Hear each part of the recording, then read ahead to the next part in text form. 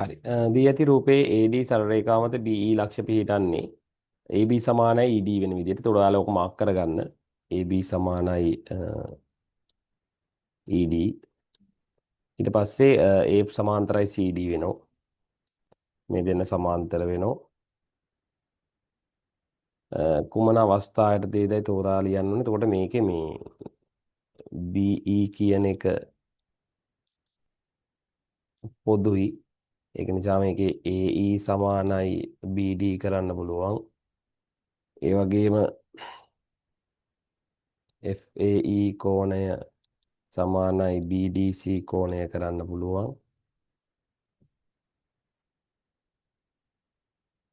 තව මේකේ AF සමානයි CD වෙනවා.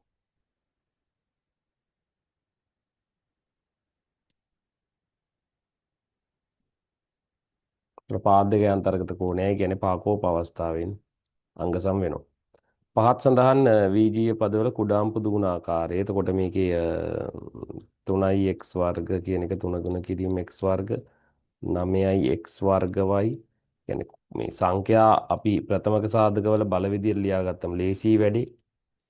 ඊට පස්සේ 12යි xy වර්ග කියන එක 12 කියන්නේ 4 වරක් 3 වගේනේ. 4 කියන්නේ 2 වර්ගය ගුණ කිරීම 3 xy වර්ග.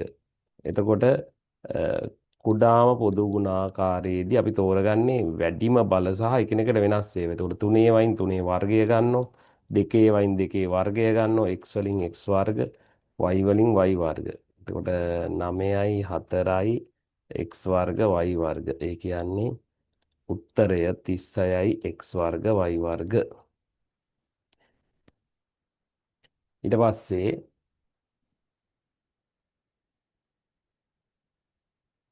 හදාගන්න පුළුවන් ඔයාලට.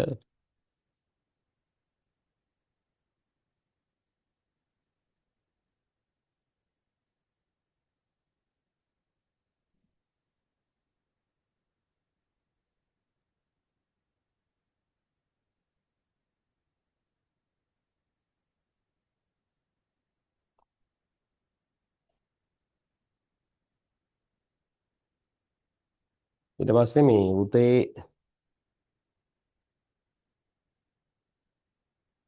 උතේ කේන්ද්‍රය O වෙනවා. මේක සමච්ඡේදනය වෙනවා. DE ජාය සමච්ඡේදනය වෙනවා.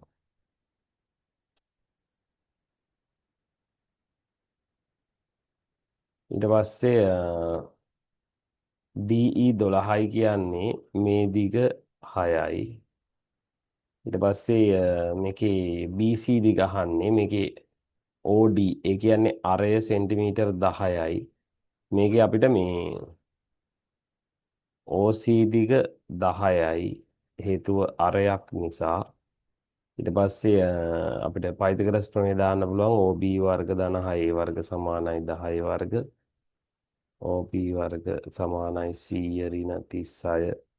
ඒ කියන්නේ 64යි.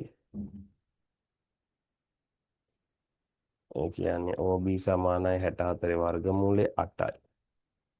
ඒත් අපිට BC හොයාගන්න පුළුවන් OC ඍණ OB වලින්. OC කියන්නේ 10යි 10 ඍණ 8. ඒ කියන්නේ සෙන්ටිමීටර් 2යි.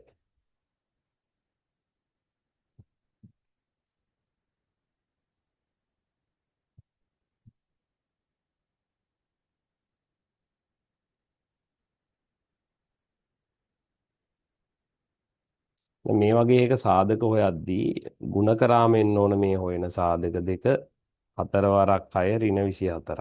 ඒ කියන්නේ ධනයි ඍණයි දෙන්නෙක් එන්න ඕන. ධනයි ඍණයි කියන්නේ වෙනසක්නේ. ඔය වෙනස වෙන්න ඕන 5ක්. එතකොට මේකට ගැලපෙන්නේ 8 වරක් 3නේ. මෙතන මැද ධන නම් ලොකු එක්කිනා ධන අනිත් එක්කිනා ඍණ. එතකොට 4යි x වර්ග ධන 8යි x ඍණ 3යි x ඍණ 6. මෙතන 4යි x වාරයක් x ධන 2. මෙතන ඍණ 3 වාරයක් x ධන 2. එතකොට x ධන 2 වාරයක් 4යි x ඍණ 3.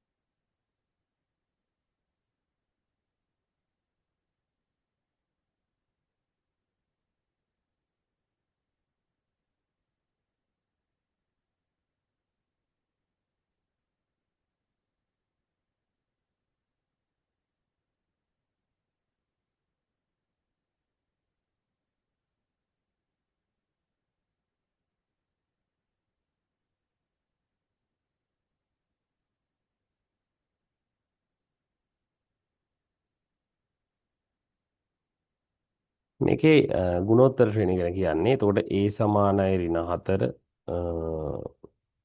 T2 සමානයි 16 13 වෙනි පදය අහන්න. ඒත් අපි දන්නවා ගුණෝත්තර ශ්‍රේණියක එක පදයක් හොයන්නේ Tn සමානයි AR n ඍණ 1. එතකොට T2 ඕන්නම් AR 2 ඍණ 1 ඒ කියන්නේ AR 1 කියන්නේ AR. එතකොට AR කියන එක මේකේ 16යි. A කියන්නේ ඍණ 4යි. එතකොට දෙපැත්තම ඍණ 4න් අපි බෙදනවා. R කියන එකත් ඍණ 17 ඍණ 4යි කියලා එනවා.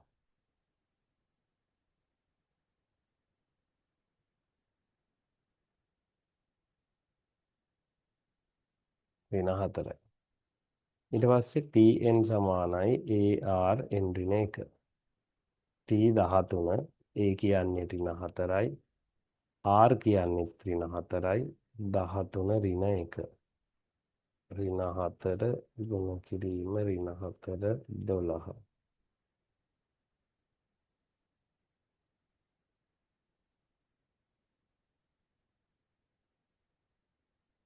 ඍජු වෘත්ත සිලින්ඩර දෙකක උස සමාන වේ. හරි.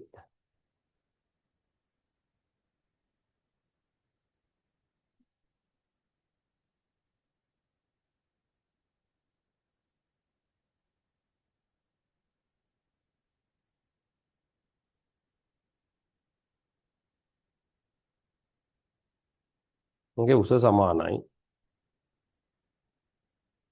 කුඩා එකේ අරය 10යි. මේකේ අරය R කියලා ගත්තා.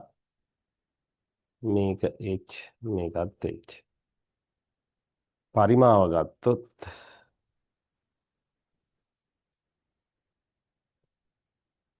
4 ගුණයක්. එතකොට මම මේක V1 කියලා ගන්නම් මේක V2. V සමානයි 5R වර්ග H. එතකොට V1 සමානයි 5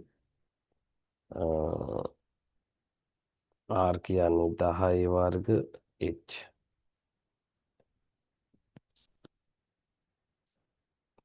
දෙවැනි එක විශාල සිලින්ඩරය.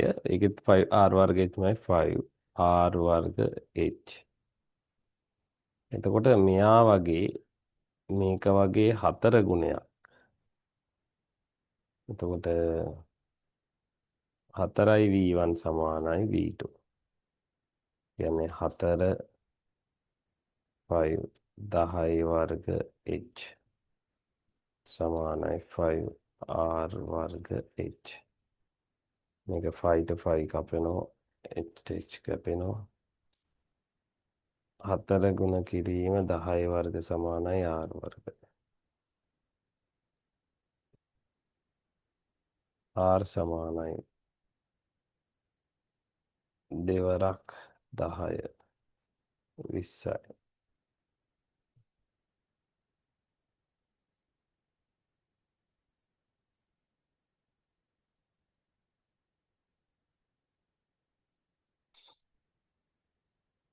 මේකේ y සමානයි mx ධන c.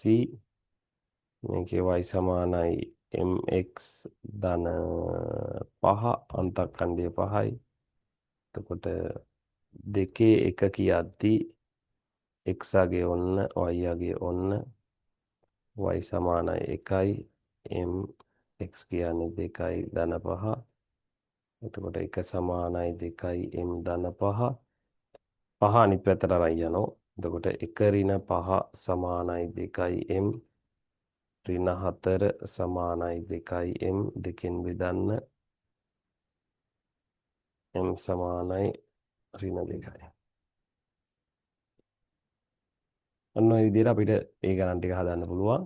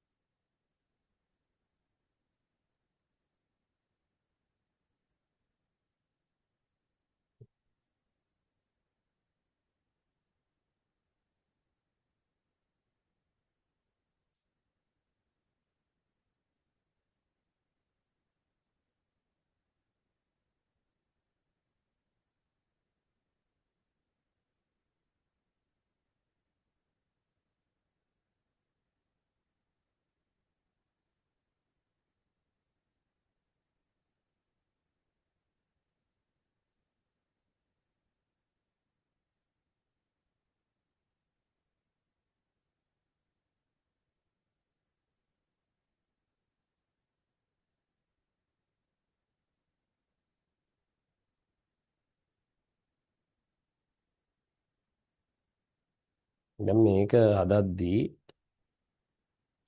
මූල 3 ධන මූල 12. මූල 3 මූල 12 කියන්නේ හතර වරක් 3. ඒ කියන්නේ මූල 3 ධන 2යි මූල 3. ඒ කියන්නේ මෙතන එකක් තියෙනවනේ. 3යි 3යි මූල 3. 3යි මූල 3 ආයි මම පොඩ්ඩක් වෙනස් කරොත්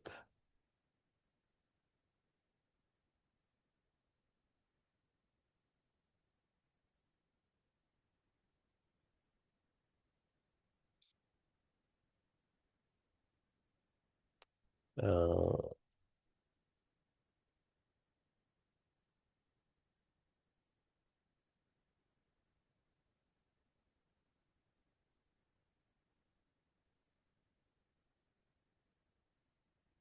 මේක ලියන්න පුළුවන් වර්ගමූල 9 ගුණ කිරීම වර්ගමූල 3. එන වර්ගමූල 27. වර්ගමූල 27 කියන්නේ වර්ගමූල 36යි වර්ගමූල 25යි අතර. ඒ කියන්නේ 5යි 6යි අතර. එන 5යි දශම ගාන. ඒ කියන්නේ 5ට වැඩි. මේක වර්ග කරන්න පුළුවන්. 2 වර්ග x වර්ග ඍණ 3 වර්ග සමානයි බිඳුව. මේක තියරි එක a වර්ග ඍණ b වර්ග a ඍණ b වාරයක් අපිට a ධන b කියලා ලියන්න පුළුවන්. එතකොට මේක 2යි x ඍණ 3 2යි x ධන 3 සමානයි බිඳුව. ඒ කියන්නේ 2යි x ඍණ 3 සමානයි බිඳුව හෝ 2යි x ධන 3 සමානයි බිඳුව 2යි x සමානයි 3 හෝ 2යි x සමානයි ඍණ 3. ඊට පස්සේ x සමානයි 3 බෙදීම 2 හෝ x සමානයි ඍණ 3 බෙදීම ඍණ 3 බෙදීම 2.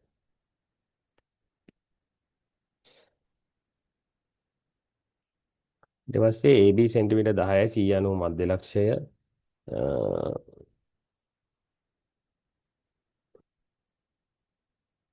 A හා Bට සමදුරින් කිව්වම මෙයාගේ ලම්බ සමච්ඡේදකය අඳින්න ඕන.